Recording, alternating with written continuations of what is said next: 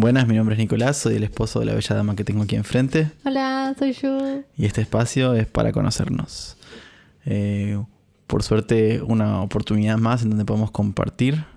Y hoy tenemos otro invitado especial que nos va a estar acompañando y va a estar compartiendo un poco su vida. Le damos la bienvenida entonces a Andrés Melgarejo, mi papá. Gracias. Vamos a continuar más o menos el formato que hicimos con mi suegro, con Alfredo, el papá de Judith. Y bueno, además de ser mi papá, me gustaría que te presentes un poco para que la gente te conozca, para que más o menos... Mi nombre es Andrés y nací hace 60 años. Todo un camino, toda una vida. Y bien, estoy aquí como el resultado de toda una búsqueda en mi juventud y bueno, el ejercicio de andar por ese camino encontrado hasta el presente. Espero poder que salga fluido lo que me van a preguntar o lo que pueda salir, ¿va? Ahí ya tenemos una similitud con Alfredo. Soy mi papi. Que no creo que era la época, porque los jóvenes estaban en la búsqueda constantemente. Sí, era la época. La gente buscaba un montón como la realización o responder preguntas universales. Era como, no sé, sí, más allá.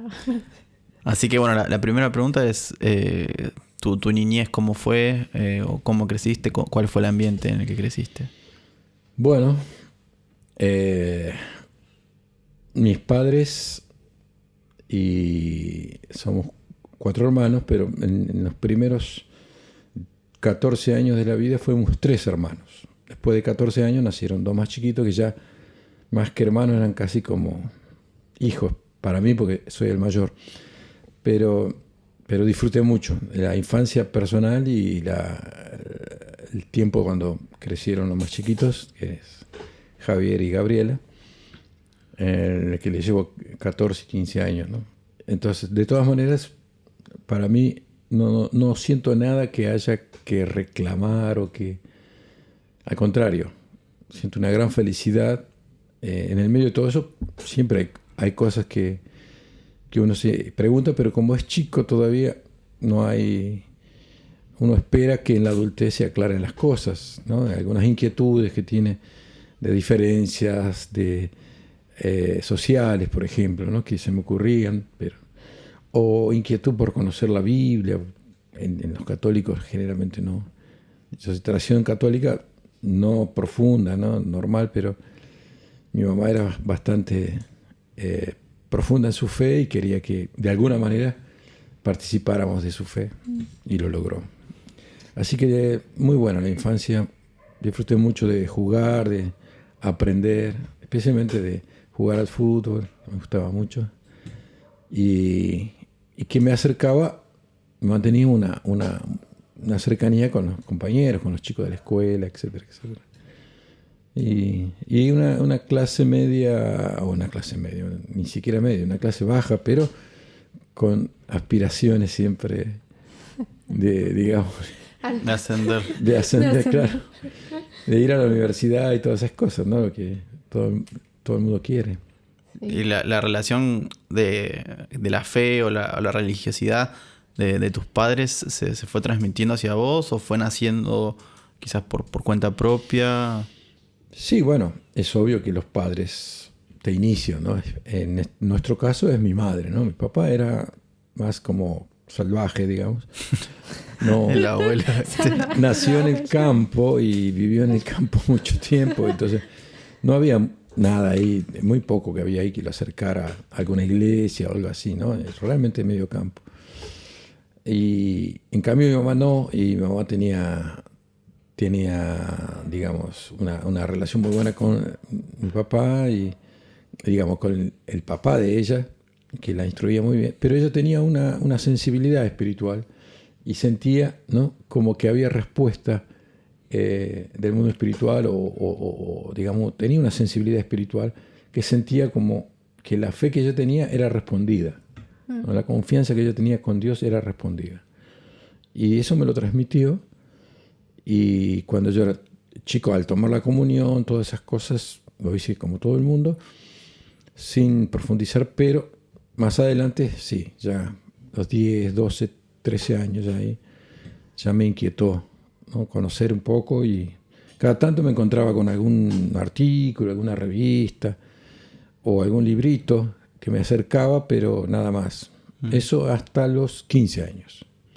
En los 15 años sí, ahí una tía evangélica me regaló una Biblia y ahí sí, ahí empecé a leer.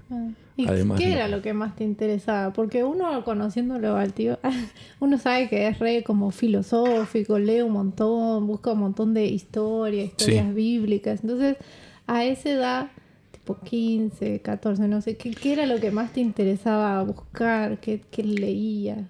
Sí, es muy interesante. No tenía nada en particular, pero en el fondo, ya que decís filosófico, yo voy al fondo. Es que es re filosófico. Uno le preocupaba la felicidad, ¿no? ¿Cómo es la felicidad? Y bueno, en la familia que yo nací, yo sentí esa protección, ese respaldo, ese cuidado. También el hecho de ser el primero, también de mucha confianza, ¿no? de mis padres, para cuidar a los que son menores, ¿no? Cuando éramos chicos, en mi ciudad natal, Coronda, hay un brazo del Paraná ahí, en los veranos se convierte en un lugar turístico. Y con 10, 11, 12 años, éramos chicos, pero bueno, podíamos salir si yo estaba, digamos, al frente de los tres, ¿no? Mi hermano Claudio y mi hermano Oscar. Somos, digamos, hay 1 año y medio, 2, entre la diferencia cada uno. Entonces, salíamos en verano, hacemos una zona cerca de Santa Fe, hace mucho calor, todas las tardes, entonces yo tenía esa tremenda responsabilidad siendo tan chiquito. Y bueno, o a jugar al fútbol o alguna otra cosa por ahí. Y bueno, tuve que poco madurar más, ¿no? Un poquito más temprano, porque por las necesidades mi mamá también trabajaba, además de mi papá, y entonces en la casa yo me quedaba como para limpiar, a veces incluso mi mamá me dejaba escrito cómo cocinar. Ah, mira. Me dejaba escrito... Por eso es el que más cocina. Por eso es el que está cocinando. Claro, y en el 7º grado, por ejemplo, ella me ayudó a hacer tortas, y yo ahí ya era experto en hacer tortas, porque no es difícil la cosa. Y mi mamá tiene una facilidad. Cocina re rico la abuela. ¿Sí? Tiene un don, digamos, ¿no? En la cocina particular, muy celebrada. Y bueno, para nosotros era normal, pero bueno, en el caso por ser justamente el mayor, entonces tuve que encargarme de la limpieza de la casa y a veces de la comida. Y a veces también cuidamos a sobrinos, ¿no? Así también, depende de la situación, en qué lugar. Mi vida iba una gran parte en una localidad muy pequeña que se llama Santa Clara. Después de nacer fuimos para ese lugar, al extremo oeste, ya en el borde con la provincia de Córdoba, cerca de San Francisco, y Coronda, que es el lugar de nacimiento, donde vivían los padres de mi mamá y también los de mi papá, solo que los de mi papá habían fallecido poco antes de que yo naciera. Ah, mira, no sabía eso. Sí. Me había olvidado. Sí, poco antes que yo naciera. ¿Tuviste más relación entonces con los abuelos maternos? Sí, ellos, el que vivió para verme fue mi abuelo, creo, porque mi abuela falleció y a los 6 meses se murió el abuelo, digamos, de parte de mis padres. Pero creo que mi abuelo me llegó a ver, no me acuerdo, eso tampoco yo tengo que preguntarle bien a mi papá. Sí, él, y mi mamá también sabe, por supuesto, eran de la misma época en aquel tiempo. Entonces estabas metido más en lo que eran las responsabilidades de la casa. Cuando era chico sí, jugaba muchísimo, por supuesto. Era casi todo el día jugar, hacer las tareas y después el resto era jugar. Y en un pueblo chico se juega con gente grande, en una ciudad más grande juegas más con lo de tu edad. Claro. Y es una mezcla que te hace sí o sí crecer. Claro. A partir de los 14, entonces, 14, 15 años, recibiste lo que es la Biblia. empezaste como la búsqueda. Y de ahí a cuál fue el gran salto a partir de eso. Bueno, en el secundario, estando ya en tercer año, estaba por cumplir 15, está dentro de los 14 todavía, ¿sí? En los primeros, así marzo, por ahí, abril, por eso antes de cumplir 15, me invitaron a un simposio de una persona que venía a hablar de algo que me llamó la atención, que era algo de... no me acuerdo bien el título, pero hacían énfasis en que no era reencarnación, pero algo relacionado con ese tema. Mira. Me llamó mucho la atención, entonces fui, debe ser el único de 14 años que participé. Esas cosas re místicas, ¿viste? Claro. Y entonces me llamó la atención de que, bueno, que la gente, por ahí conocí lo que se llama es decir, cuando se hace una hipnosis y se retrocede. Ah, mira. Se llama la regresión hipnótica. Entonces, las experiencias de esa gente era que llegaba hasta el vientre.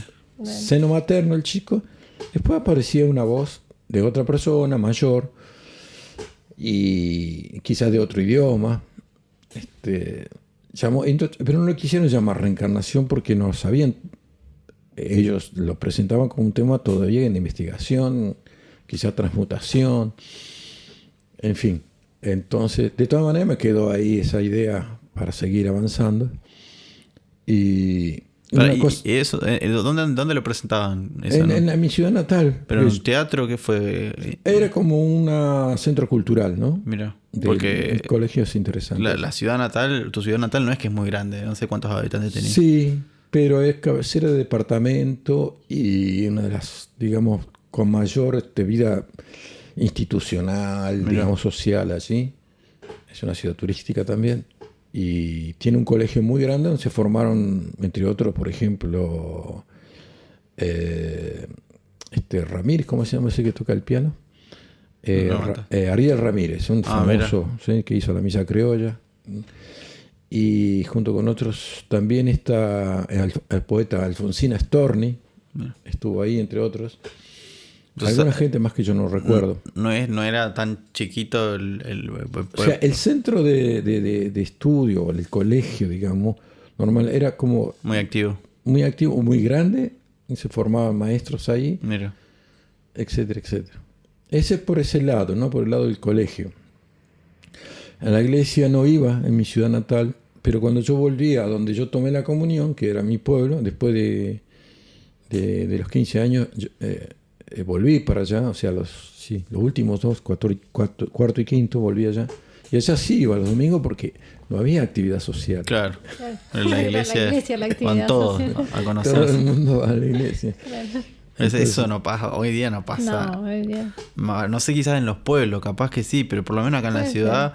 O sea, depende, no sé, hay gente que sí está en iglesias súper grandes y se encuentra ahí con amigos. Claro, pero no es algo que es sabido por toda la comunidad, claro, que la gente va a la iglesia. El sentimiento de comunidad no trasciende más que en sí la ideología, sino allá, por más de que vos, no sé, no Allá, importa lo que quien sea, iban todos porque se iban a encontrar. Es que si no sos parte. Claro. Claro. Por supuesto que hay gente que no va y todo, pero como en un pueblo chico, sos parte de todas formas, ¿no? Es decir, por el estilo de vida de ahí, ¿no? El deporte que sea, o el trabajo, todo. Aparte, el ser humano necesita, ¿no? La parte social y nada, que es como clave las iglesias, ¿no? Que siempre se construía la plaza central, ¿no? El colegio, las iglesias en todos los pueblitos. Y de ahí, mirá. Sí, un modelo de aquellos tiempos. Muy chiquito, por supuesto, pero bueno, es muy puro. Por lo menos en la edad que yo estuve era cuando sentí que había mucha pureza ahí, ¿no? Más adelante, cuando yo reflexioné sobre la vida ahí, y durante muchos años, hasta no hace mucho, yo siempre soñaba con ese pueblo. Mira. Sí, con mis amigos, siempre soñaba o con la gente conocida de ahí, ¿verdad? Claro. Que ya no es más lo mismo, por supuesto, pero sigue siendo un pueblo. Claro.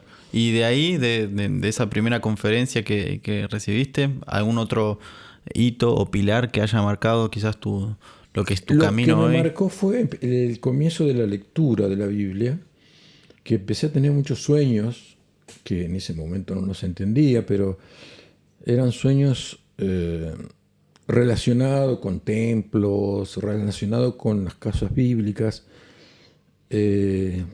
Y bueno, a los 16, fue antes de volver al pueblo aquel, digamos Santa Clara, ahí tuve un sueño muy significativo. Era 16 años y ya estaba definitivamente como consultando sobre la felicidad, ¿no? Cómo se llega a la felicidad, cómo se logra, digamos, esa era mi inquietud. Y por eso todo estaba relacionado, yo leía todo lo que sea. Claro. Y en los últimos 2 años, como allá donde fui en Santa Clara, el único secundario que había, que era el rector era una... Se me cortó la luz, para Se que fue. voy a cambiar la batería. Gracias por acompañarnos en este vuelo. Esperamos que haya sido de su agrado. No se olviden darle like, suscribirse y compartir. A su izquierda les dejamos el video anterior. A su derecha una lista de reproducción. Esperamos volver a vernos nuevamente. ¡Chao, chao!